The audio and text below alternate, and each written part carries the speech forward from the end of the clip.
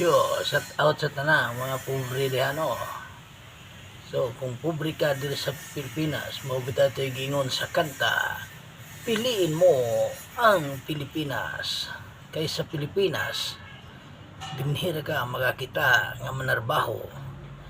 Kung malit gani ka sa imong trabaho, automatic gidak na sa imong sweldo.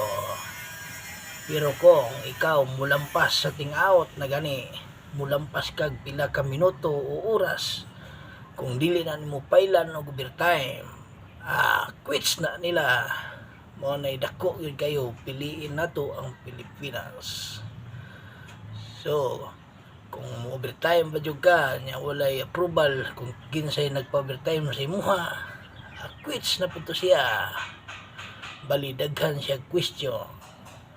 Pero kung ikaw malit, walay automatic question dia. Didak automatic. Mo ni siya gingon, piliin mo ang Pilipinas.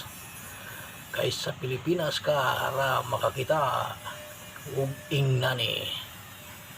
Mo ni siya, shout out lang sa tanang taga Pilipinas. Sa manako nga ladri nagdako sa Pilipinas.